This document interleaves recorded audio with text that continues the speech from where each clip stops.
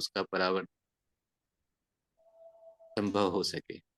तो इस आशय से भैया आपसे निवेदन है। भैया सभी को नमस्ते और दक्षिण कपड़ा नेता पूज्य बाबा जी को मैं नमन करता हूँ, कृतज्ञता ज्ञापित करता हूँ। न्याय के वास्तविक स्वरूप को समझने के लिए जो सबसे बढ़िया मुझे लग रहा है कि संविधान में 4.4 में परिभाषा दी हुई है न्याय की, तात्विक परिभाषा, बौद्धिक परिभाषा और व्यवहारिक परिभाषा। इसको एक बार हम लोग देख लेते हैं। तात्विक परिभाषा है समाधान, समृद्धि, अभय, सहअस्तित्व के अर्थ में अध्ययन, उत्पादन, कार्य, व्यवहार करना। समाधान, समृद्धि, अभय, सहअस्तित्व जिसको मानव लक्ष्य बोल रहे हैं, मानव लक्ष्य के अर्थ में अध्ययन करना व्यवहार है, तात्विक व्यवहार है। और मानव लक्ष्य के अर्थ में उत्पादन, कार्य, व्यवहार करना भी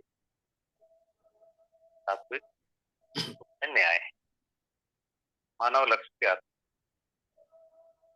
बौद्धिक है संबंधों की पहचान, मूल्यों का निर्वाह करने का संकल्प, मूल्यांकन, स्वीकृति, उभय तृप्ति, सहज स्वीकृति। और व्यवहारिक है परिवार संबंधों का निर्वाह, परिवार व्यवस्था का निर्वाह, समाधान, समृद्धि, प्रमाण सहित परंपरा। परिवार संबंधों का निर्वाह मतलब परिवार में माता पिता पुत्र पुत्र संबंध, भाई बहन संबंध और पति पत्नी संबंध, ये 3 संबंध है। लेकिन उसके आगे वाले में देखेंगे परिवार व्यवस्था का निर्वाह का मतलब है ये हो जा रहा है पूरा हर हालत में अखंड समाज सार्वभौम व्यवस्था तक जुड़ा हुआ है, इसलिए सारे 7 संबंध इसमें आ गए। तो संबंधों के निर्वाह की व्यवहारिक विधि है न्याय का। संबंधों की समझ होना माने संबंधों की पहचान होना। व्यवहारिक में पहचान वाला कुछ नहीं लिखा हुआ है। संबंधों का निर्वाह, परिवार व्यवस्था का निर्वाह, समाधान, समृद्धि, सहज परंपरा। व्यवहारिक बौद्धिक में संबंधों की पहचान मतलब संबंधों की समझ होनी जरूरी है, तभी हम न्याय को बौद्धिक रूप से कर पाएंगे। उसके बाद मूल्यांकन का संकल्प,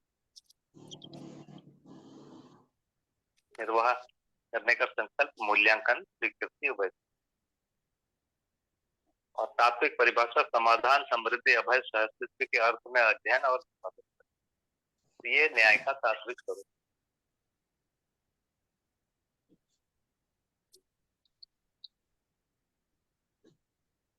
अब देखिए भैया 2 चीजें आती है, मानवाकांक्षा और जीवनाकांक्षा। मानव लक्ष्य समाधान, समृद्धि, अभय, सहअस्तित्व है और जीवन लक्ष्य है सुख, शांति, संतोष।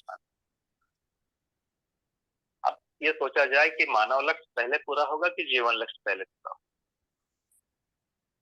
थोड़ा सा और पीछे जाके सोच लेते हैं कि जीवन शरीर क्यों ले रहा है, शरीर को चलाने क्यों आ रहा है।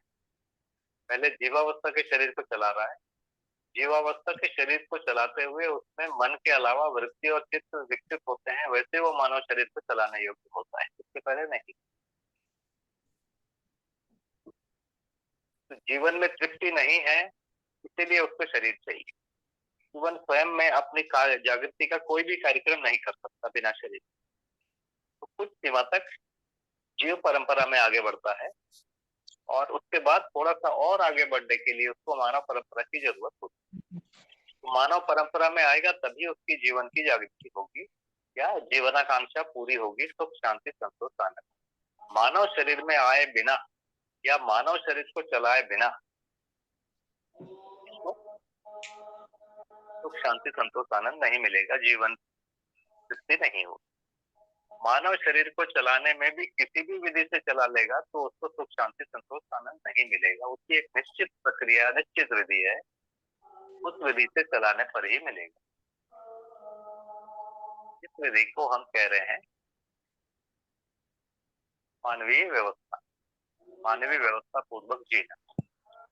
मानवीय व्यवस्था पूर्वक जीने के क्रम में पहले समाधान आएगा, जैसे बोला बाबा जी ने यहाँ पर समाधान समृद्धि अभय सहर्ष तो लक्ष्य को पहले समझेंगे, तो समाधान समृद्धि अभय सहर्ष इसको समझेंगे और इसको समझ के जीने के क्रम में जाएंगे तो मानवाकांक्षा पूरी होती जाएगी, उसी के साथ साथ जीवनाकांक्षा पूरी होगी।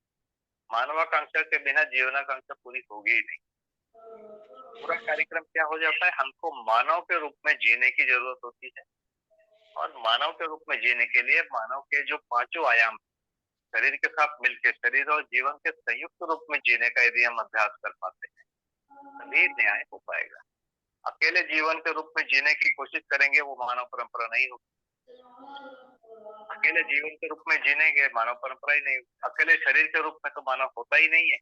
और यदि जीवन को उपेक्षित करके जीने की कोशिश की है तो आज तक जो हुआ है, मानव दुखी रहा है, कितना लूटपाट किया है, वो वही होता रहेगा।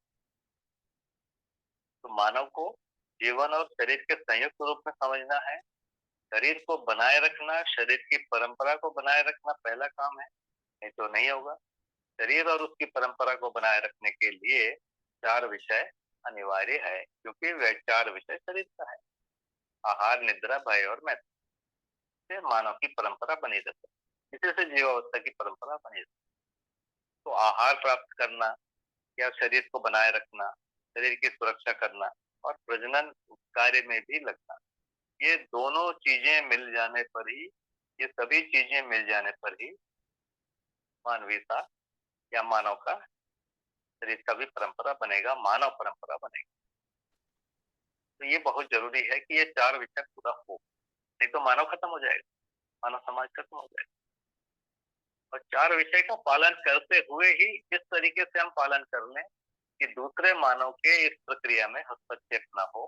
पहला, इसके साथ साथ जीवन के बारे में जो अध्ययन हो, अस्तित्व के बारे में अध्ययन हो और उसका अध्यापन भी हो और मानव परंपरा में प्रमाण भी।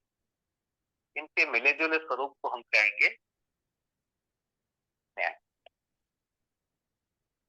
तात्विक स्वरूप तो ये कि जीवन को मानव परंपरा की जरूरत है, अभी उसकी जागृति होगी, उसके बिना नहीं होगी। पहली बात, जरूरत है तो मानव परंपरा के सारे आयामों को जीना है, बनाए रखना है और साफ साफ अध्ययन भी होगा। इसलिए बाबा जी ने बहुत साफ साफ उसमें परिभाषा में लिखा हुआ है। पहला अध्ययन लिखा हुआ है बौद्धिक में, सॉरी तात्विक में, समाधान समृद्धि अभय सहअस्तित्व के अर्थ में अध्ययन, साथ में उत्पादन कार्य व्यवहार करना। ये दोनों चीज न्याय। केवल अध्ययन है तो नहीं होगा, उत्पादन कार्य व्यवहार चाहिए।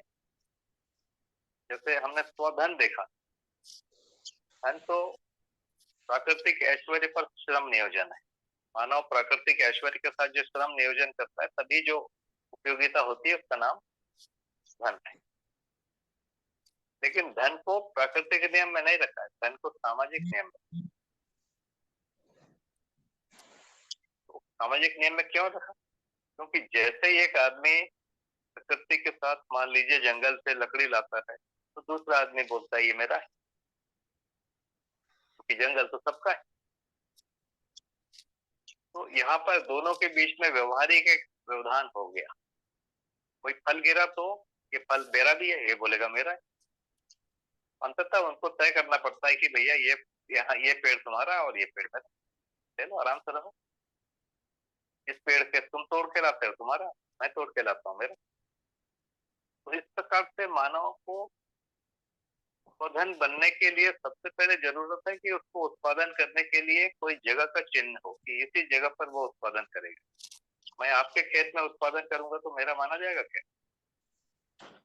तो उसके लिए उसको तय करना पड़ता है उसके रहने की जगह। मैं तो आपके घर में रहूंगा तो न्याय माना जाएगा। ये प्रकृति के साथ हम किस रूप में जुड़े हुए हैं, दूसरा वहां प्रवेश नहीं करेगा, दूसरे के यहाँ हम प्रवेश नहीं करेंगे। पहली शर्त ये है, ये शर्त को यदि हम पूरा नहीं करेंगे तो कभी भी न्याय नहीं।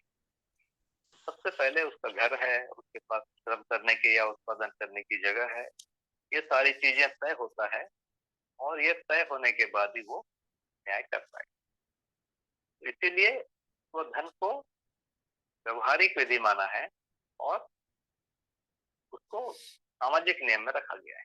कहीं भी प्राकृतिक नियम में आपको नहीं दिखेगा। स्वधन का निर्धारण करने के लिए रहने की जगह, कार्य करने की जगह, उत्पादन की जगह, विनिमय की जगह ये तय करना, इसलिए इसको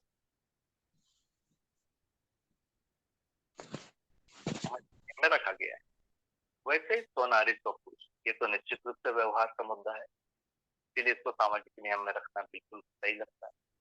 दयापूर्ण कार्य व्यवहार ये भी मानव मानव के बीच के व्यवहार का बात है, वो भी हम में रखे, न्याय के अंतर्गत रखे हुए हैं, सामाजिक नियम के अंतर्गत रखे। लेकिन स्वधन को सामाजिक नियम के रफ में रखने का सीधा सीधा मतलब है प्राकृतिक ऐश्वर्य पर मानव का नियंत्रण हो, इस रूप में नियंत्रण हो कि दूसरे मानव पर कोई हस्तक्षेप न हो, दूसरा मानव का। तो स्वधन की एक बहुत बड़ी समझ है, क्योंकि स्वधन ही मानव और प्राकृतिक ऐश्वर्य के बीच के संबंध को तय करता है, साथ में दूसरे और अपने बीच के अधिकार की सीमा रेखा तय करता है। यही एक इकाई इस ढंग से जी रही है कि दूसरे इकाई के स्वत्व पर हस्तक्षेप नहीं हो। ये प्रक्रिया की एक समझ होनी चाहिए, उसके बिना हम न्याय में नहीं प्रवेश कर पाएंगे। ये बहुत पहला नियम। आप जानवरों में देखोगे एक टेरिटरी, वो एक टेरिटरी में आजकल को काफी माना जाता है कि जानवर एक टेरिटरी में काम करता है, उसके टेरिटरी में दूसरा आता है तो वो झगड़ा करता है, नहीं तो नहीं करता। ये टेरिटरी जो है तो जानवरों में भौतिक है, डिस्टेंस से ज्यादा मतलब करता है। मानव में टेरिटरी समझ, और वो समझ अंततः पहले स्वधन को तय करेगा, और स्वधन तय होगा तब उसके रहने की जगह तय होगी, नहीं तो रहने की जगह तय नहीं। घर भी स्वधन का पार्ट, भोजन उत्पादन करना, कपड़े बनाना, ये सारी चीजों को तय करने के लिए हमको वो समझ की एक समझ चाहिए। वास्तव में सब लोगों ने मिलकर बांट लिया कि भाई ये जगह में तुम घर बना लो, ये जगह में तुम बना लो, इस जगह में तुम बना लो, इस जगह में तुम उत्पादन कर लो, इस जगह में तुम कर लो, दूसरे वाले में तुम नहीं आओगे। ये जो पहला लाइन, ये एक हम एक नियंत्रण की रेखा को समझ लिए हैं। इस रेखा को क्रॉस करते ही हम दूसरे के घर में घुस जाते हैं, दूसरे के अधिकार क्षेत्र में घुस जाते हैं, और वो अधिकार टूट जाता है, और वहां संघर्ष होता है, वहां अन्याय। तो ये संतुलन बिंदु को समझना पड़ेगा। तो एक क्षेत्र जहां पर वो जी रहा है तो दूसरे के जीवन में हस्तक्षेप नहीं होता, तो वो भौतिक एरिया निश्चित रूप से है। इसलिए न्याय को जब भी बात करेंगे तो उत्पादन आएगा, स्वधन आएगा, तो इसलिए सामाजिक नियम को ही बोल रहे हैं न्याय, सामाजिक नियम का पालन करना न्याय। अब यदि तात्विक स्वरूप, जीवन के तात्विक स्वरूप को देखने जाएंगे, तो जीवन के तात्विक स्वरूप या अस्तित्व के तात्विक स्वरूप की समझ जो होती है, उस जगह का नाम है बुद्धि या चित्त, जहां से हम संज्ञानशीलता की बात करते हैं। तो चित्त का जो प्रत्यावर्तन क्रिया है, वहां से संज्ञानशीलता शुरू होती है। बुद्धि के दोनों परावर्तन और प्रत्यावर्तन, और आत्मा के दोनों, ये पूरा संज्ञानशीलता का क्षेत्र। संवेदनशीलता का क्षेत्र है पहचानना, निर्वाह करना। तो मन का दोनों, वृत्ति का दोनों, और चित्त का दोनों, चित्त का परावर्तन भी और प्रत्यावर्तन, ये दोनों आएगा पहचानना में। चित्त के दोनों क्रिया को पहचानने में हम लेंगे, क्योंकि जो निरंतर रहने वाली चीज है उसकी जो पहचान होती है वो चित्त में होती है। परिवर्तनशील रहने वाली जो चीजें हैं उसकी भी पहचान चित्त में, चित्रण क्रिया में होती है। निरंतर रहने वाली चीजों की जो पहचान होती है चित्त में होती है, और ये चिंतन क्रिया में होती है या साक्षात्कार क्रिया में। तो चित्त ही वो जगह है जहां पर संज्ञानशीलता और संवेदनशीलता का योग होता है।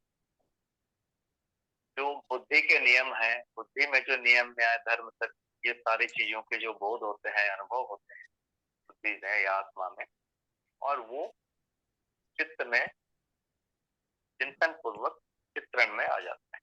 तो चित्त ही वो जगह है जहाँ संज्ञानशीलता और संवेदनशीलता का योग हुआ। इसीलिए न्याय में संवेदनशीलता भी चाहिए, संज्ञानशीलता भी चाहिए। केवल संज्ञानशीलता होगी और संवेदनशीलता नहीं होगी तो वो न्याय नहीं।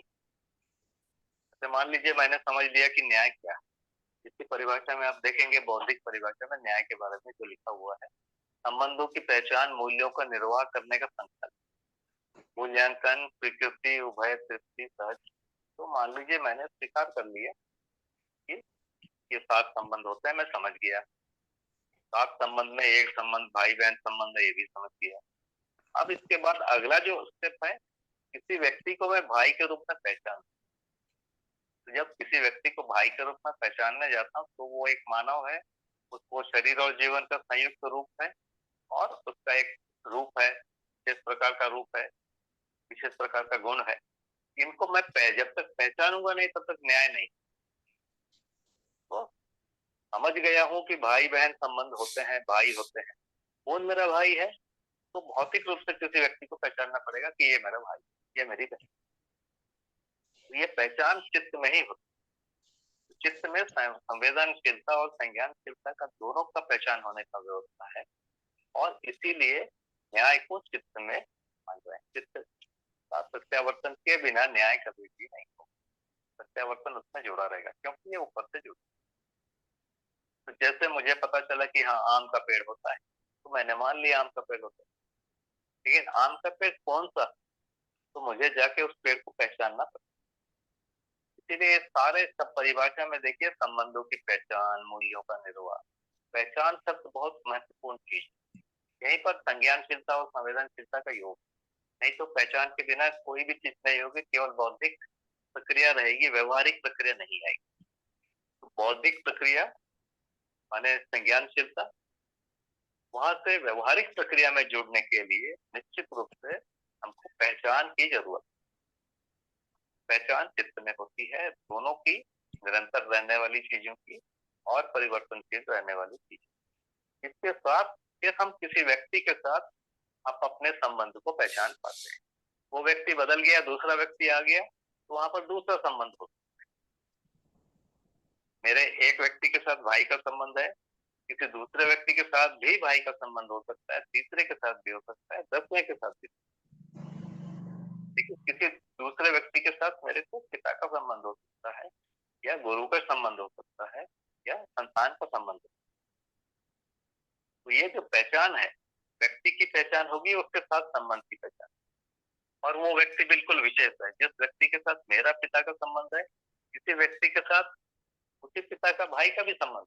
वो पिता, आज मेरे लिए कोई व्यक्ति पिता है, वो पिता किसी के लिए भाई, किसी के लिए पति है, किसी के लिए बेटा है, सब कुछ होगा। पर मेरे लिए क्या है, वो मुझे स्पष्ट रूप से पहचानना पड़ेगा। तो एक व्यक्ति को पूरा समझने से ज्यादा जरूरत होता है कि मेरा और उससे पूरकता क्या है, क्या समझ। इसलिए न्याय का ये जो तात्विक स्वरूप जब हम बात करते हैं, तो समाधान, समृद्धि, अभय, सहअस्तित्व से यदि कोई चीज जुड़ रही है, तभी न्याय। उसके अध्ययन से भी और उसके प्रमाणीकरण या निर्वाह से भी। केवल समाधान, समृद्धि, अभय, सहअस्तित्व का हम अध्ययन कर रहे हैं, उसके प्रमाणीकरण की बात नहीं हो रही है, या उसको जीने की बात नहीं हो रही है, उसको निर्वाह की बात नहीं हो रही, तब वो न्याय नहीं हो पाएगा। तो न्याय समझ के साथ प्रमाणीकरण या निर्वाह करना होना पड़ेगा। केवल निर्वाह करना हो जाए, पीछे समझ ना हो, तो भी वो न्याय नहीं हो। तो तात्विक स्वरूप न्याय का ऐसा है। न्याय का बौद्धिक स्वरूप ही अपने आप में समाधान, समृद्धि, अभय, सहअस्तित्व को अध्ययन करना, और साथ साथ उत्पादन कार्य में, व्यवहार कार्य में प्रमाणित करना। न्याय को इससे अधिक तात्विक रूप में नहीं देख सकते, क्योंकि न्याय चित्त में होने वाली क्रिया है, पहचान के साथ होने वाली क्रिया है। तो समाधान की पहचान हो जाए, और समाधान का निर्वाह करने के लिए हमको कोई ना कोई मानव चाहिए। समाधान का निर्वाह यदि मानव के साथ करेंगे, तो कोई मानव चाहिए। मानव के साथ फिर हमारी पूरकता की पहचान चाहिए। पूरकता की मेरे को पहचान हो गई और उसको नहीं हुई है, तो भी न्याय नहीं। उसके बाद मेरा अपने आप एक कार्यक्रम है, मेरे को पूरकता की पहचान हुई है, उसको भी हो जाए, उसके लिए एक कार्यक्रम होगा, और उसके बाद दोनों में पूरकता की पहचान होगी, उसके बाद दोनों में निर्वाह होना शुरू। तो ये पूरा पक्ष मेरे हाथ में रहता है। पहला वाला ये समझ पाना, उसके बाद पूरकता को समझ पाना, तीसरा उस व्यक्ति को पूरकता की पहचान कराना। इसी को हम धीरता कहते हैं। न्याय में निष्ठा है, ये मेरी दृढ़ता, उस व्यक्ति को नहीं है, तो फिर मुझे वीरता का भी प्रयोग करना होता है। उस व्यक्ति को भी न्याय की पहचान हो जाए, उसके लिए मैं अपनी शक्तियों को लगाता हूँ। उसको न्याय, उसको वीरता की पहचान हुई, न्याय की पहचान हुई, उसमें वीरता आ गई, उसके बाद हम दोनों में व्यवहार होगा, फिर न्याय का समान आएगा। ये पूरी कहानी। तो भैया इतनी बात आती है मेरे को समझ में। बताइए इसमें कुछ चीज या स्पष्ट है तो उस पर और चर्चा करिए। जी भैया। नमस्ते भैया। भैया प्रणाम। नमस्ते भैया। भैया संबंधों की पहचान साक्षात्कार से पहले नहीं होगी? भैया थोड़ा आवाज मेरे को बहुत स्पष्ट नहीं आ रहा है, तो रमाशंकर भैया की स्पष्ट आ रही है तो वो बता देंगे तो अच्छा है। कोई शायद गूंज आ रहा है। जी भैया, ये समीर भैया जी का प्रश्न है कि जी। संबंधों की पहचान जो है बिना साक्षात्कार के नहीं होती है क्या? कोई संबंधों की पहचान होना ही साक्षात्कार। देखिए, वस्तुओं की पहचान होती है, आम के पेड़ को पहचानते हैं, मनुष्य को पहचान लेते हैं, मनुष्य के रूप को पहचान लेते हैं, ये सब चीजें हो सकती है चित्रण में। लेकिन मनुष्य के साथ संबंध को पहचान करने के लिए तो साक्षात्कार, क्योंकि कितने प्रकार की पूरकता है उसमें हमको निर्भर होना पड़ेगा, कितने ही प्रकार की पूरकता है और इस व्यक्ति के साथ ये पूरक, ये दो जो विशेष चीजें हैं, इसी को हम कहेंगे साक्षात्कार। तो बिना साक्षात्कार के न्याय नहीं हो पाएगा, मतलब बिना साक्षात्कार के या संबंधों की पहचान नहीं होगी। जी भाई।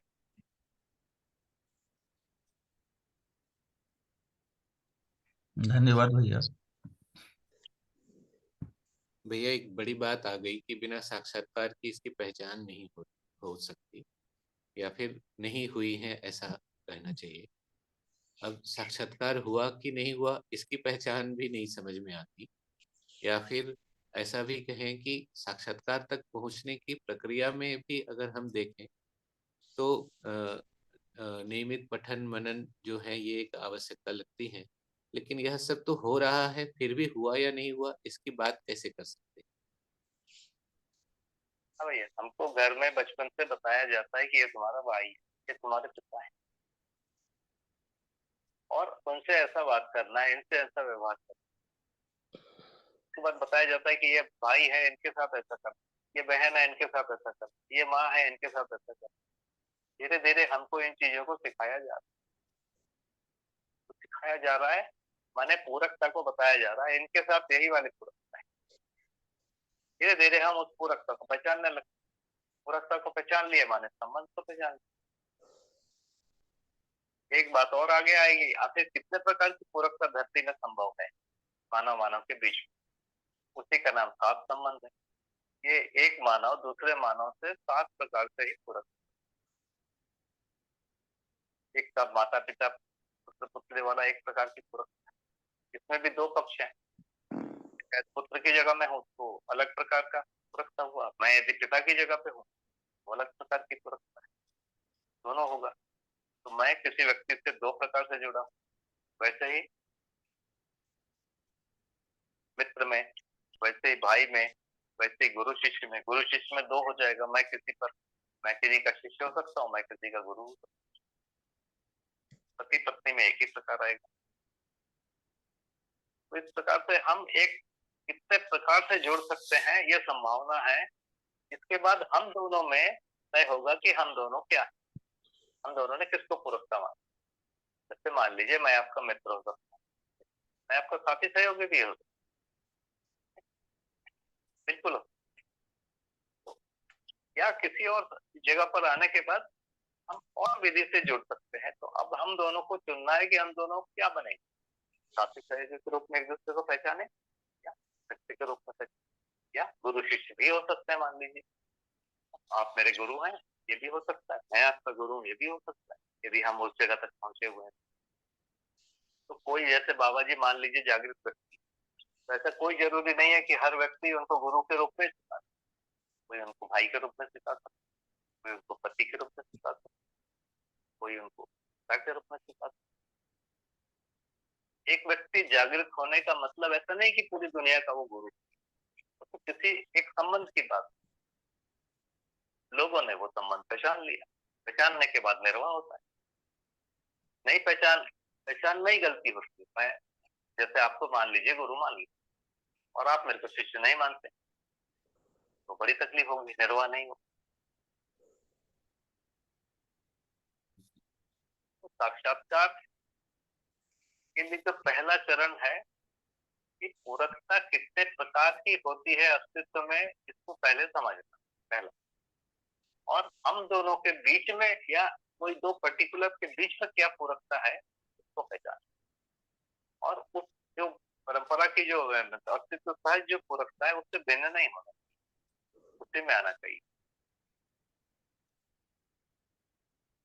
तो ये जो है दो पार्ट पूरक, पहला पार्ट तो परंपरा बहुत कुछ सिखाती है, लेकिन जो दूसरा वाला पार्ट है कितने प्रकार की पूरकता हो सकती है, परंपरा इस पर बात नहीं करती। ये तो मैंने मध्य दर्शन में सुना।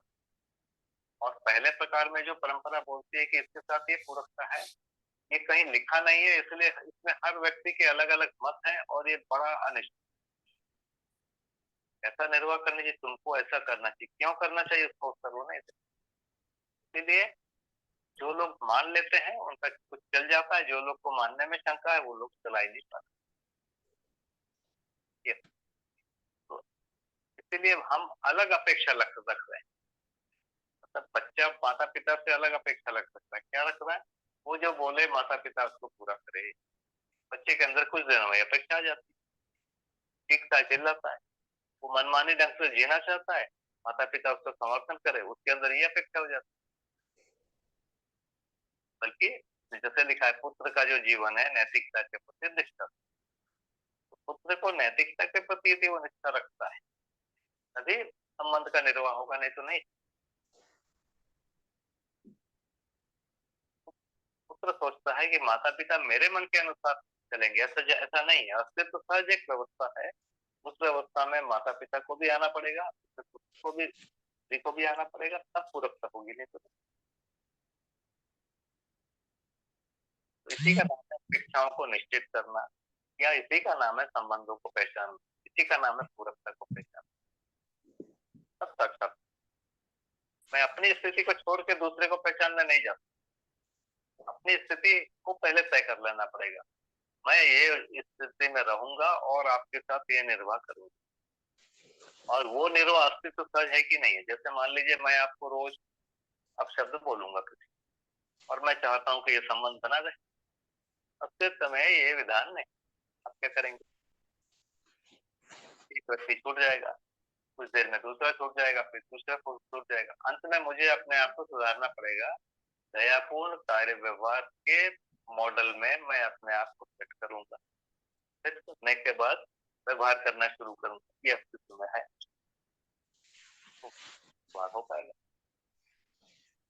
तो मेरे मन से नहीं होगा। अस्तित्व सहज जो मानव का स्वरूप है, जिसको बोलते हैं मानवीयतापूर्ण आचरण, उसमें जैसे कोई आदमी खड़ा होगा उसके बाद साथ संबंध, पहले नहीं है साथ। तो शोधन करने के लिए वो मानसिक रूप से तैयार होगा, तब होगा। तो नारी स्वपुरुष के लिए मानसिक रूप से तैयार होगा, दयापूर्ण कार्य करने के लिए मानसिक रूप, इन तीनों स्वरूप में हो पाए। जी भाई, बहुत ही सुंदर भैया।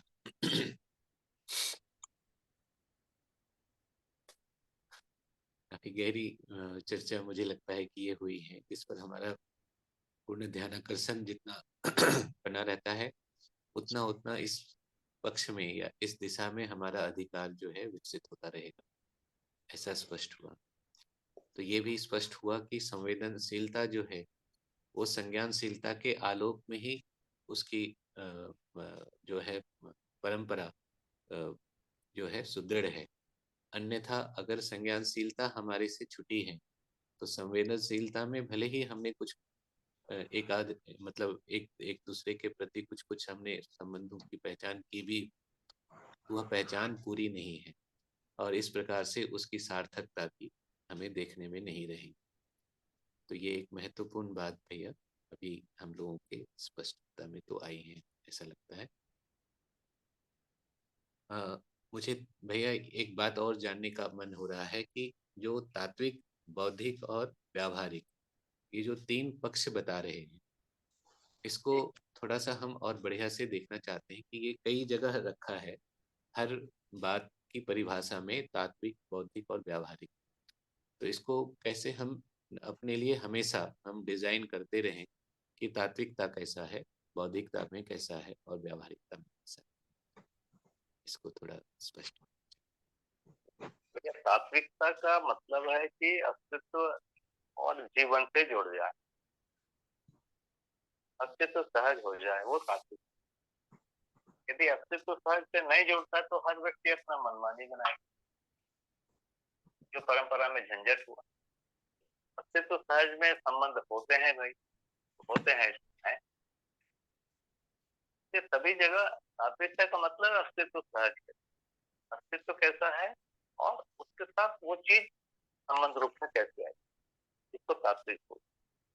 और बौद्धिक का मतलब है उस समझ के साथ जब हम शरीर के साथ या मानव परंपरा के साथ जुड़ के व्यवहार करेंगे तो उसका स्वरूप है। और व्यवहारिक का मतलब उसमें फिर अलग अलग हमने संबंधों को चुन लिया या अलग अलग परिस्थिति में हम कैसा व्यवहार करते।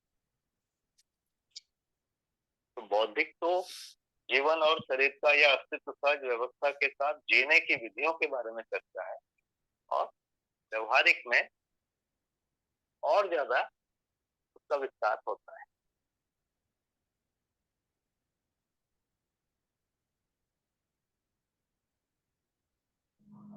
जैसे मान लीजिए एक परिभाषा देख लेते हैं राष्ट्रीय।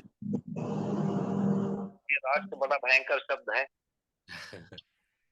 ना। राष्ट्र के नाम पे बहुत लड़ाई हुई है, हजारों लोग मरे, हजारों क्यों करोड़ों लोग मरे, जी भैया। करोड़ों लोगों ने खुद अपनी जान दे दी। तो राष्ट्र बहुत भयंकर शब्द। अब इसकी परिभाषा देखिए, अखंड समाज के अर्थ में सार्वभौम व्यवस्था सहज काम। अब राष्ट्र क्या है, एक ही हुआ, पूरी धरती एक राष्ट्र हो गई। अब राष्ट्र के लिए नहीं कि मेरा राष्ट्र और आपका राष्ट्र वाला झंझट खत्म हो गया, पूरी धरती को एक राष्ट्र के रूप में स्वीकार। और वो राष्ट्र कैसा है, अखंड समाज होगा, सार्वभौम व्यवस्था होगा, जिसके बारे में आगे लिखा हुआ है, पहले से ही होता है कि हर एक को समान अवसर मिले। इसके बाद राष्ट्र में काम क्या बचा है, मानवीयतापूर्ण शिक्षा, संस्कार, न्याय, सुरक्षा, सुलभ। दो ही काम होंगे भाई, मानवीयतापूर्ण शिक्षा संस्कार एक होना है और न्याय सुरक्षा एक। व्यवहारिक में मानवीयतापूर्ण आचरण हर मानव को करना है, उसके लिए एक परंपरा बना कर। तो समझ के रूप में राष्ट्र क्या हो गया, एक ही राष्ट्र, पूरी धरती। व्यवहारिक रूप में, बौद्धिक रूप में क्या करेंगे, उसमें शिक्षा संस्कार एक होना पड़ेगा। शिक्षा संस्कार एक होगा तो, एक नहीं होगा तो प्रॉब्लम रहेगी। तो शिक्षा संस्कार में एक होना पड़ेगा, सबको शिक्षा संस्कार मिलना पड़ेगा। तो इस ढंग से चीजों को देखने का एक। जी भैया, मेरी बात हो गई। तो भैया क्या इसका ये अर्थ निकाला जा सकता है कि व्यावहारिकता में से बौद्धिकता की तरफ गति, और बौद्धिकता से फिर तात्विकता की तरफ गति, और पुनः जो है वापस इसका प्रमाण बौद्धिकता और व्यावहारिकता में, अभी हमारे लिए ये क्रम बनता है क्या? छोटे बच्चों में भैया ये क्रम बनता है।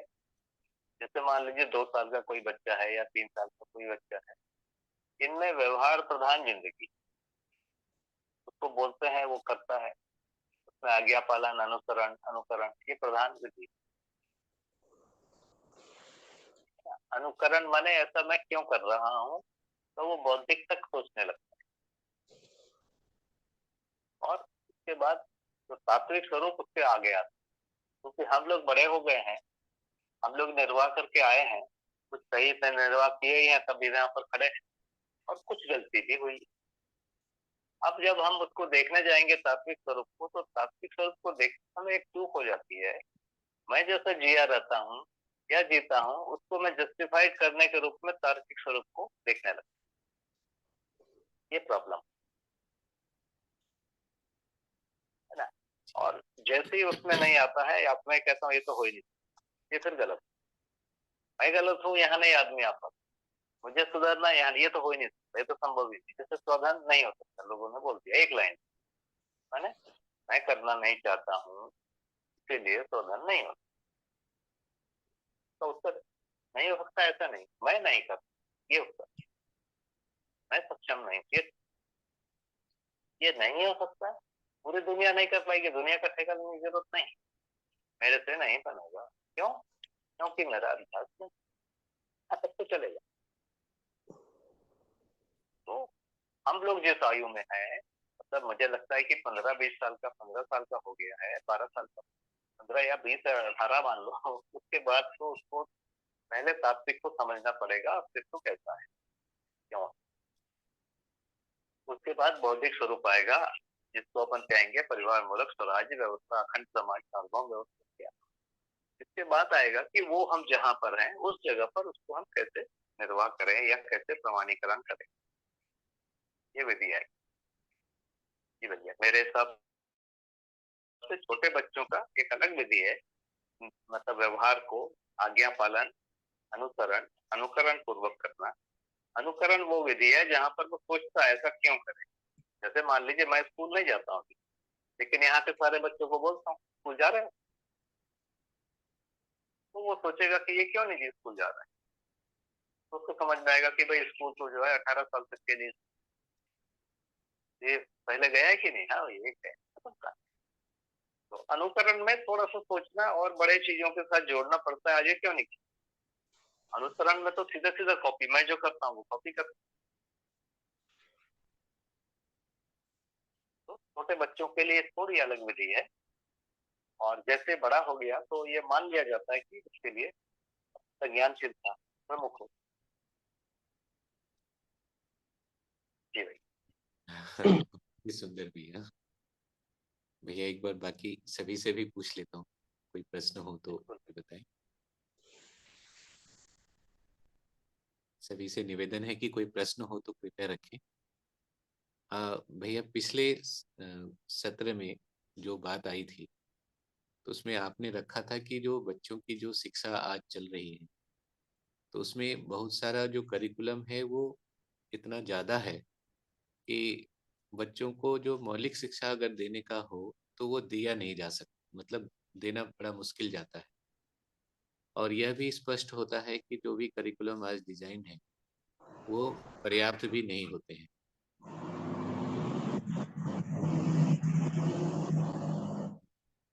हमारे लिए बना है। तो अब ऐसे में आज हमारे लिए क्या पाथेय होगा, ये एक प्रश्न है भैया। तो मैं इसको अभी ड्रॉप करता हूँ। राकेश गुप्ता भैया ने हैंड रेस किया है, मैं उनसे नमस्ते भैया।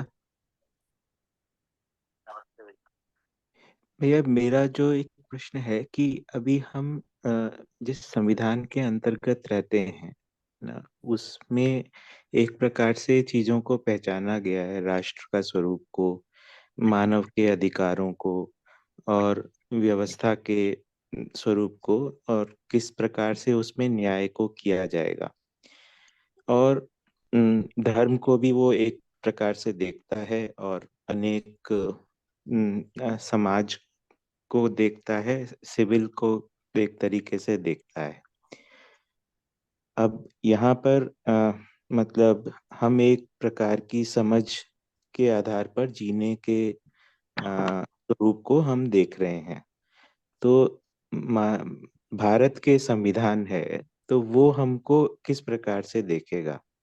क्या वो हमें एक प्रकार के पंथ के स्वरूप में देखेगा और उसके अंतर्गत हमें पहचानेगा, और फिर हम मतलब क्योंकि एक प्रकार से भारत का संविधान बड़ा है, उसमें किस तरीके से संशोधन हुए हैं, किस उद्देश्य से हुए हैं, और ये एक हमको हिस्ट्री दिखाई देती है, उसमें हम संतुष्ट हो सकते हैं, असंतुष्ट हो सकते हैं। लेकिन ये कहाँ पर, मतलब इनका मिलन बिंदु हम कहाँ पर देखेंगे? तो एक तो है भारत का संविधान हमें किस दृष्टि से देखता है, और फिर उसके बाद में हमारा इसके साथ में मतलब ये किस किस जगह एकीकरण होगा, ये कैसे हम इसको पहचाने? जी भैया, जैसे मान लीजिए भारत का संविधान है, उसमें यदि कोई शाकाहारी भोजन करना चाहता तो क्या भारत का संविधान विरोध कर पाए? नहीं कर। तो मैं शाकाहारी करना चाहता हूँ तो संविधान मुझे रोकता नहीं। कोई मांसाहारी करना चाहता है तो किसी सीमा में रेस्ट्रिक्ट किया हुआ है। यदि कोई बोलेगा मैं हिरण का मांस खाऊंगा तो नहीं खा सकता, है ना। यदि कोई बोलेगा कई स्टेट में गाय का मांस खाऊंगा तो गाय का नहीं खा सकता, मैं शेर का मांस खाऊंगा तो नहीं खा सकता, मोर का खाऊंगा नहीं खा सकता। कुछ चीजों को उन्होंने संरक्षित कर दिया। किसी चीज को 25 साल या 30 साल या 50 साल पीछे जाके देखेंगे, इतना नहीं था, अभी कुछ और संरक्षित हो गया। वन्य जीव संरक्षण आ गया तो और बहुत सारे प्राणियों को संरक्षित कर बना। तो मेरे को दबाव नहीं डालता कि हमको शाकाहारी चाहिए, क्योंकि अभी लोग जिस विधि से आ रहे हैं उनके घरों में कईयों के घर में शाकाहारी है, कई में शाकाहारी मांसाहारी में, उसको जीने दो बोल रहे हैं। और आगे के लिए धीरे से कुछ रास्ता बनाया। अचानक एक आ गया कि भैया आप हिरण को मार के नहीं खाओगे। कुछ लोगों ने चोरी छुप के खाया, लेकिन कुछ दिनों में लोगों ने स्वीकार कर लिया कि नहीं भैया ये कानून है, इसको पालन करें। वैसे कुछ जगह पर गोवध का आ गया, कई स्टेट में आ गया, कई में भी नहीं। तो स्टेट ने लाया, वो स्टेट पर अधिकार दिया हुआ है, तो स्टेट में ला लिया, तो वहां पर गोवध निषेध हो गया। कुछ दिन तक लोग चोरी छुपे करते भी रहे होंगे। वैसे ही तंबाकू के बारे में, यदि कोई 18 साल से कम वाला तंबाकू खाता है तो उसको पहले मना किया, उससे बड़े वाले को अभी मना नहीं किया। तो संविधान हर पैकेट में लिखा हुआ है, इसको खा के आप बीमार हो गए, उसको कंपलसरी किया, पहले नहीं था। तो धीरे धीरे मनुष्य को एजुकेट करना है। मनुष्य कहीं से आ रहा है और वो घोर भ्रम है, उससे धीरे धीरे भ्रम को कम करके एक एक नियम को लागू करना और उसके लिए मानसिकता बनाना चल। जब मैं कॉलेज में पढ़ता था तो पब्लिक प्लेस में लोग सिगरेट पीते थे, और उसके बाद कानून आ गया। जब कानून आया मैं अमरकंटक में था, मुझे ऐसा विश्वास ही नहीं था कि ये कानून भारत में लागू होगा, मुझे नहीं था। और आज बिल्कुल लागू है। यदि कोई बस में पी रहा है या कहीं ट्रेन में पी रहा है तो आप बोलिए कि भैया ये तो यहाँ पीना नहीं है, वो क्षमा मांगता है और कोंटे में जाता है। तो हमारा संविधान बहुत खुला है और बहुत ज्यादा अवसर दे रहा है। मैं खेती करके आजीविका कमाना चाहता हूँ, कोई रोक नहीं है। कोई गौपालन करके करेगा, कोई कोई सॉफ्टवेयर बनाएगा, उसमें भी रोक नहीं। अभी हम ये है कि यदि आप पैसे ज्यादा कमा ले रहे हो तो आप उससे ज्यादा होने पर आप टैक्स, वो टैक्स पूरा लेता है कि नहीं पता नहीं, मुझे लगता है कि एक समय के बाद बहुत ज्यादा टैक्स, छोटे जगह पर टैक्स नहीं है। तो हमारा संविधान अभी बहुत अनुकूल है जीने के लिए। 100% सही है ऐसा मैं बिल्कुल नहीं मानता। पूरी तरह मानवीयता नहीं है। हम हथियार भी बना रहे हैं, है ना, हम मादक पदार्थ भी बना रहे हैं, सब कुछ। यदि मानवीय समाज को देखो, क्या वहाँ शराब नहीं बनेगा? क्या वह तंबाकू का उपयोग नहीं होगा? मुझे लगता है कि ये सब औषधि के रूप में प्रयोग होने के लिए बढ़िया है। बाबा जी ने लिखा भी हुआ है मध्य दर्शन, कर्म दर्शन, मध्य जो है औषधि कार्य के लिए। तो वो तो उत्पादन होगा, उसका फिर नियंत्रण भी होगा। अभी भी वो दोनों चीजें हैं, उत्पादन भी हो रहा है, उसके लिए भी नियंत्रण रखा हुआ है, वितरण में भी नियंत्रण रखा हुआ है कि कोई कहीं भी शराब को नहीं बेच सकता। तो मानव समाज बनेगा तो ये नियंत्रण थोड़ा सा और बढ़ जाएगा, लेकिन ये सब चीजें पूरी तरह एलिमिनेट कभी भी नहीं। जैसे गांजा और भांग, आप गंगा के किनारे जाइए, जगह जगह उगा हुआ है, उसको रोका थोड़ी जा सकता। उसको अब हम खत्म कर दें धरती से संभव नहीं है। अब उसको नियंत्रण नहीं कर सकते। नियंत्रण का पहला स्वरूप है एजुकेशन, सभ्यता। शिक्षा विधि में आता है और व्यवहार विधि में आ जाता है घरों में। अभी उत्तर भारत में होली में भांग खाने की बड़ी परंपरा है। कई लोग तो रोज खाते हैं, वो भी दिखता है, घर के बगीचे में होता है, वो खा लेते हैं, उगाते हैं की जरूरत नहीं।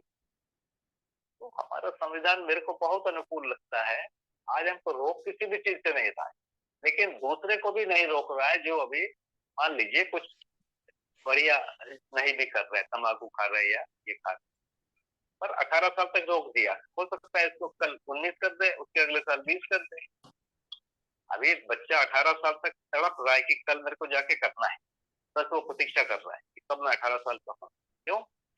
क्योंकि वो बड़ों को करते देखता है, उसको स्टाइल कहते। अच्छा, पहले इनका ये होता था एडवर्टाइजमेंट, अब शराब का और तंबाकू का एडवर्टाइजमेंट बैन हो गया। धीरे धीरे चीजें अनुकूल हो रही है। आप देखिए, हम यदि थोड़े 50 साल के इसमें देखेंगे तो अभी शराब, पहले जितने भी क्रिकेट और ये सब टूर्नामेंट होते थे तंबाकू कंपनियां स्पॉन्सर करती थी, अब उनका नामो निशान नहीं दिखता। तो इनको बंद कर दिया गया है, उनको एडवर्टाइजमेंट बंद कर दिया गया है और इन पर टैक्स भी लगाए गए। तो मानव को आदत है अभी, वो आदत छूटने के लिए शिक्षा में डाला जा रहा है। अब शिक्षा में कई प्रकार से डाला गया है। अभी 12th में मेरी बेटी बता रही थी कि यदि कोई पुरुष यदि अल्कोहल सेवन करता है तो पुरुष को कोई फर्क नहीं पड़ता, यदि कोई प्रेग्नेंट लेडी करती है तो उसके बच्चे को प्रभाव पड़ता है। तो स्कूल में माने महिलाओं के लिए तो ज्यादा संयम से रहने की जरूरत है, खासकर जब वो प्रेग्नेंट। तो कुछ चीजें तो आ गई, कुछ चीजें वो हम दे पा रहे हैं।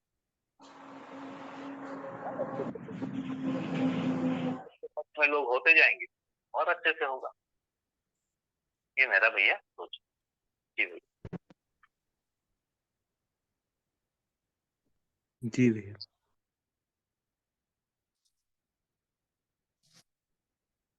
तो इसका अर्थ भैया ये हुआ कि एजुकेशन से जो मध्यस्थ दर्शन ऐसे भी इस जिस प्रकार से भी मध्यस्थ दर्शन में बातें हैं, ये सार्वभौम तथ्य हैं, इसलिए कोई भी संविधान इसको अस्वीकार नहीं कर सकती या करेगी नहीं।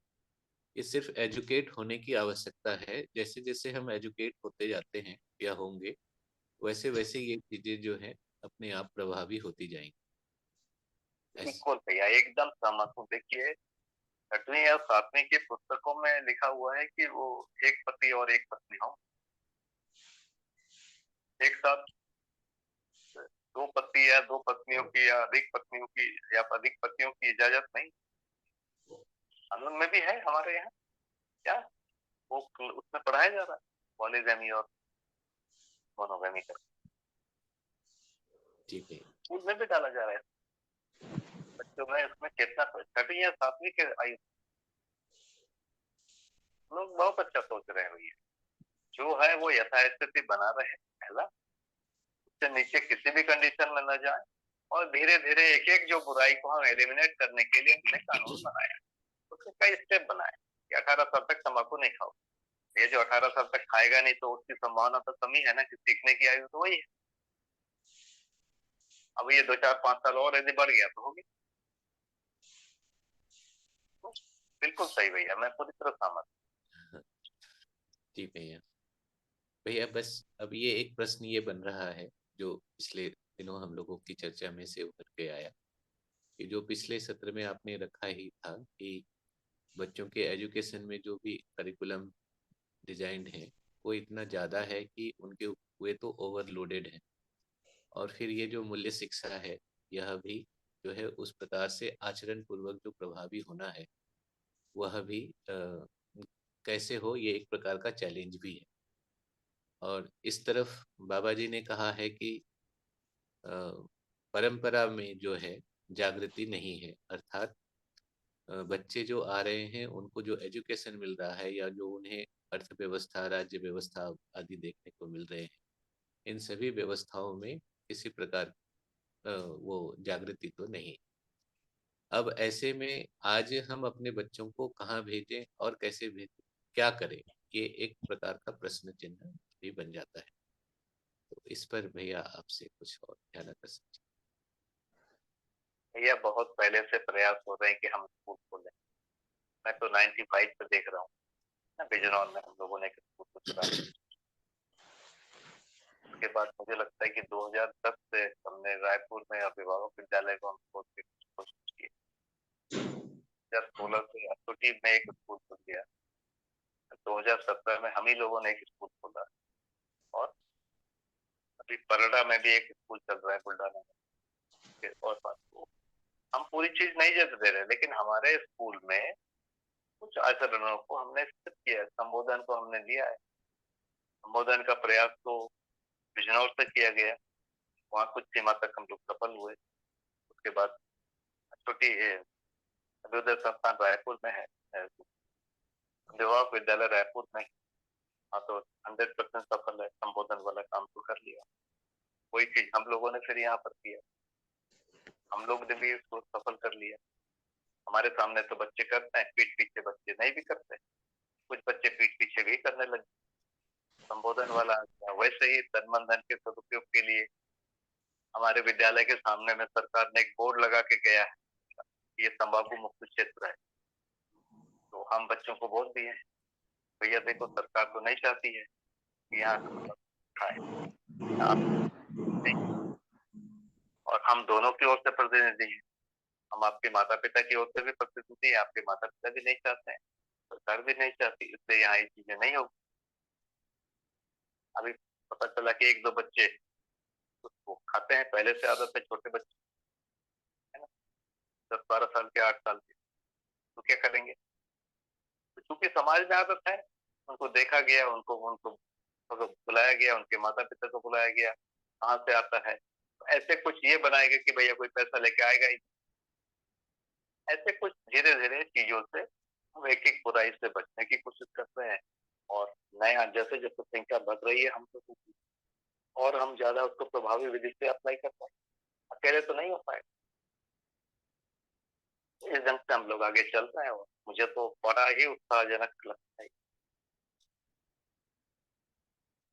जी भैया, इतना ही निवेदन है।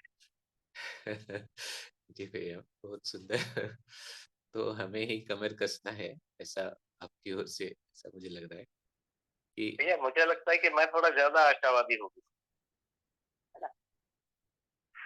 मैं निराशावादी नहीं हुआ भैया, मैं यहाँ पर रह के जो करने की कोशिश किया ना, आज से नहीं, अमरकंटक में जाने के बाद भी मेरे को ऐसा लगता है कि संभावनाएं धीरे धीरे बलवती हो रही। पहले इतनी बड़ी संभावना नहीं, अब संभावना बढ़ गई है।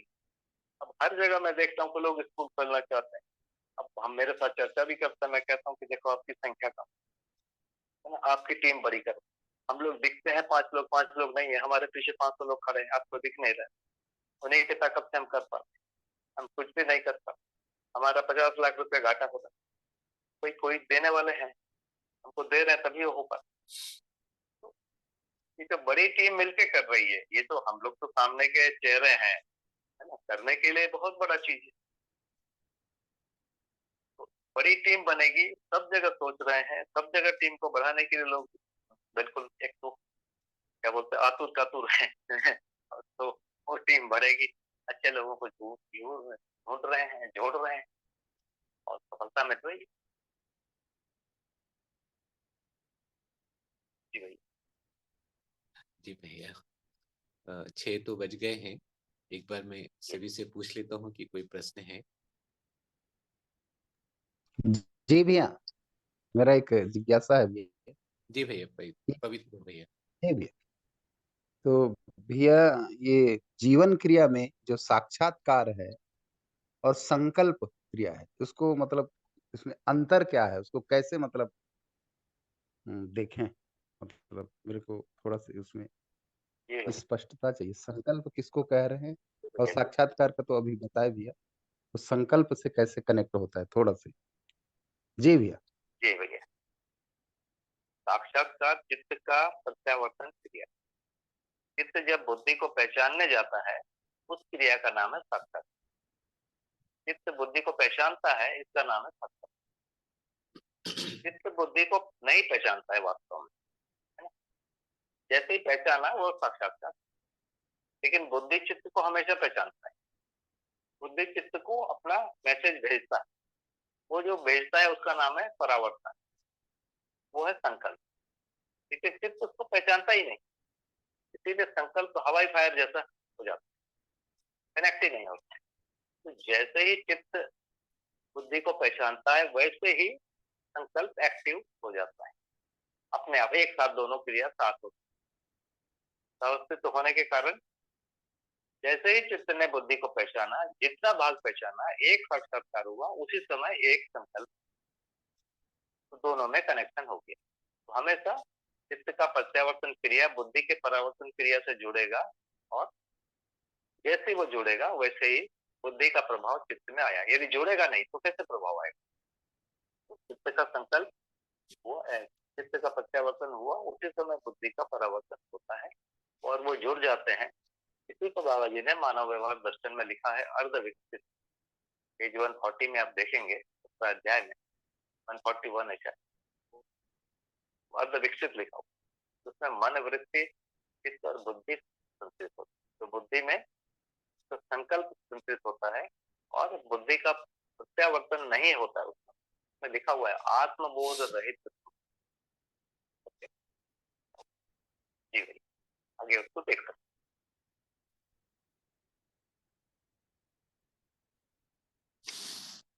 तो भैया क्या ये बुद्धि पहचानती है और चित्त नहीं पहचानता है, ऐसा स्वरूप रहता है हमेशा? हाँ, ऐसे ही रहता है। अधिक विकसित तो विकसित है ही है ना, आत्मा बुद्धि का हर समय दिखता है, और बुद्धि को पता नहीं है आत्मा है कि नहीं, इसीलिए उसकी बात सुनता नहीं है। क्योंकि बुद्धि चित्त को हर समय पहचानती है, चित्त नहीं पहचानता, चित्त को पता ही नहीं, सुनता ही नहीं। तो क्या इसका ये अर्थ बनता है कि बुद्धि में बोध है लेकिन चित्त को उसकी पहचान नहीं? नहीं नहीं, बुद्धि में बोध नहीं है। बुद्धि के पास चीजें जाएंगी, उसको वो वही चीजें जाएगी जो बोध लायक है, नहीं तो वो उसको आने ही नहीं देगा। हाँ, अच्छा, ठीक है भैया, बहुत अच्छा। भैया एक मेरी भी जिज्ञासा है। तो ये क्रम क्या होगा? परिवेश से मध्यांश की ओर क्रम होगा? मतलब पहले मन में आस्वादन चयन होगा, फिर वृत्ति में तुलन और विश्लेषण होगा, उसके बाद चिंतन और चित्रण की क्रिया इस ढंग से होगी। ये भैया ऐसे ही है। जैसे परिवेश से मध्यांश की ओर। जैसे ही गठन पूर्ण परमाणु शरीर को चलाने आएगा, तो मन पहले शरीर को चलाता है, वो भी पहले जीवावस्था के शरीर को चलाता है। तो मन ही क्रियाशील होता है, वृत्ति चित्त उपेक्षित पड़े रहते हैं। आप पेज 140 में लास्ट वाला जो लाइन है, लास्ट वाला जो अनुभूति है, आप देख लीजिए, मानव व्यवहार दर्शन, उसमें लिखा हुआ है ना, वृत्ति और चित्त उपेक्षित रहते हैं। तो नीचे से शुरू होता है, माने चतुर्थ परिवेश से शुरू होता है, उसके बाद तृतीय, फिर द्वितीय, फिर प्रथम, ऐसा करके क्रियाशील होता है। इसीलिए शरीर परंपरा की जरूरत है। यदि ऐसा नहीं होता तो शरीर परंपरा की जरूरत ही नहीं। मतलब जीवों के शरीर भी चाहिए और मानव का शरीर भी चाहिए, नहीं तो जीवन तो सीधा गठन पूर्ण हुआ, उसी समय क्रिया पूर्ण हुआ, उसी समय आचरण पूर्ण हुआ। उसके लिए शरीर की जो परंपरा है वो चाहिए। तो कुछ प्रभाव जीवावस्था में हो जाता है, उसके बाद ज्ञानावस्था में आने के बाद क्रम से ऊपर की क्रियाएं, माने चित्त की प्रत्यावर्तन, फिर बुद्धि का प्रत्यावर्तन, फिर आत्मा का प्रत्यावर्तन, ये लिखा है।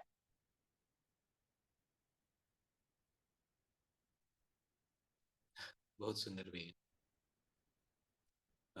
भैया अब समय तो हो रहा है, बस अंतिम बात, एक बात पूछना चाहते कि यह जो बातें स्पष्ट हुई हैं कि संज्ञानशीलता में से संज्ञानशीलता के परावर्तन स्वरूप में संवेदनशीलता में से प्रकाशन, यह जो कड़ी है, यही वास्तव में सार्थकता को पहुंचाती है, जिसमें हम न्याय को, धर्म को, आदि को, सभी बातों को पहचान पाते हैं। या सभी जो भी संदर्भ हैं, उन सभी संदर्भों की मौलिकता की पहचान के साथ उनके साथ हमारे संबंध का निर्वाह हो पाता है।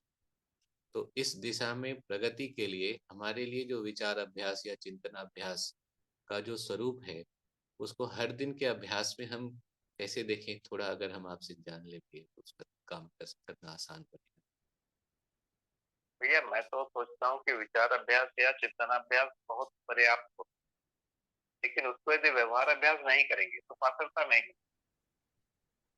देखिए, अभी एक निश्चित पात्रता है, उसी कारण मैं समझ पा रहा हूँ, उसके कारण मैं कर पा रहा हूँ, उससे अधिक मैं कर भी नहीं पा रहा हूँ, उससे अधिक मैं समझ भी नहीं पा रहा हूँ। ये मेरी पात्रता की सीमा। ये पात्रता बढ़ाने का उपाय क्या है? मैंने जितना जिया उससे ज्यादा मैं समझ सकता हूँ। समझने का मतलब कल्पना में आता है। उसके बाद उसका मैं निर्णय पूर्वक यदि व्यवहार में लाता हूँ, आचरण में लाता हूँ, तो पात्रता बढ़ती है। दोनों पात्रता बढ़ती है, समझने की भी पात्रता बढ़ती है, जीने की भी पात्रता बढ़ती है। ये मिसिंग पार्ट है। मिसिंग पार्ट क्या है? हम व्यवहार अभ्यास या हम चिंतनाभ्यास और विचाराभ्यास कर ले रहे हैं, हम इसको कम प्राथमिकता दे रहे हैं। हम मतलब मैं अपने बारे में बोल, और मैं अपने और भी मित्रों को भी वही देखता हूँ कि हम विचाराभ्यास में खो जा रहे हैं और इसमें कम ताकत लगा। पात्रता बढ़ेगा ही नहीं बोलते बोलते। जब तक व्यवहार में नहीं आएगा, व्यवहार अभ्यास नहीं आएगा, पात्रता नहीं बढ़ेगी। वो ये अंतिम विधि है। कहीं पर चूक यदि है तो उसी जगह, मुझसे भी, सबसे भी। जी भैया, इसका निर्धारण क्या सानिध्य पूर्वक ही हो सकता है या स्वयं से भी हो सकता है? भैया मेरे को लगता है हम कुछ तो कर ही रहे। मैं सुबह 8 बजे उठता था, एक दिन तय किया कि सुबह 6 बजे उठूंगा, 6 बजे उठने लगा। पहले दिन भर लेटर आता था, अब सोचा कि नहीं थोड़ा बच्चों के साथ बात कर, बच्चों के साथ बात करता। तो भाषा खराब थी तो भाषा को ठीक करूंगा, सोचा भाषा को ठीक कर लिया। कुछ उत्पादन करूंगा तो उसको उत्पादन में भिड़ गया तो जवान लोग दिखे, उनको भी मोटिवेट किया। तो अभ्यास करने की जरूरत। जी भैया, बहुत सुंदर। ठीक है भैया, मुझे तो लगता है कि आज की चर्चा काफी सार्थक हो गई है। फिर भी एक बार लास्ट पूछ लेता हूँ, किन्हीं का कोई प्रश्न हो, नहीं तो फिर आज के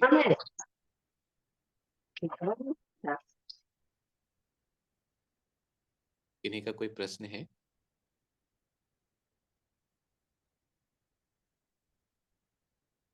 नहीं है भैया, तो चलिए सबको बहुत धन्यवाद। मेरी बातों को सुना, समय दिया, मुझे बहुत भाव दे दिया। नहीं सभी भैया, को बहुत धन्यवाद। नमस्ते। बहुत बहुत धन्यवाद प्रणाम भैया। भैया, बहुत बहुत धन्यवाद। प्रणाम भैया। भैया